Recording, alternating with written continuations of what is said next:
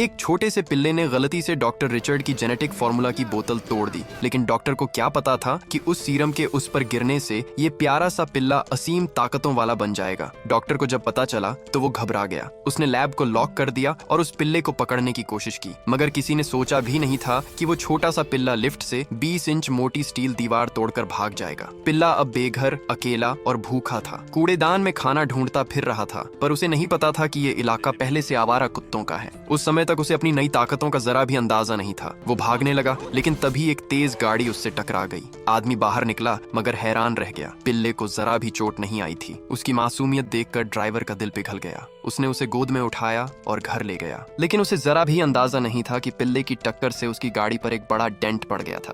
अगली सुबह पिल्ला खाने की खुशबू सूंघकर रसोई की ओर गया। वहां उसे डॉग फूड के कुछ डिब्बे मिले। जैसे ही उसने पहला निवाला लिया, बॉक्स दोनों तरफ से फट गया और सारा खाना दीवारों पर जा लगा। डर कर उसने गड़बड़ साफ करने की कोशिश की। इसके बाद पिल्ले ने देखा सोफे के नीचे एक बॉल पड़ी थी। वो उछल कर पकड़ने गया, पर गलती से उसने पूरा सोफा ही पलट दिया। कुछ देर बाद उसका मालिक एलेक्स घर आ गया। कमरा बिखरा देखकर उसे लगा कि घर में चोरी हुई है। तभी पीछे से किसी ने कहा, मैंने किया। वो चौंका, चारों ओर देखा, कोई नहीं। मजाक में उसने पिल्ले से पूछा, क्या तुमने किया? और तभी पिल्ले ने जवाब दिया, हाँ। दोनों कुछ सेकंड तक एक दूसरे को घूरते रह गए। अब उन्हें समझ आ गया कि वो एक दूसरे को समझ सकते हैं। बाद में एलेक्स ने उसे अपनी दोस्त एवा से मिलवाया, जो अपनी छोटी सी फीमेल डॉगी साथ लाई थी। पिल्ला उसे देखते ही दीवाना हो गया। धीरे धीरे उसने अपनी शक्तियां दिखानी शुरू की। एलेक्स हैरान था। कुछ देर बाद एलेक्स ने पूछा, तुम और क्या कर सकते हो? पिल्ले ने ध्यान लगाया। वो दूर तक देख सकता था, यहाँ तक कि मीलों दूर की आवाजें भी सुन सकता था। अचानक उसने सुना, एवा मदद के लिए चिल्ला रही है। बिना सोचे वो सीधा शहर की सड़कों पर दौड़ पड़ा, और तभी उसे एहसास हुआ वो दौड़ नहीं रहा था, बल्कि उड़ रहा था।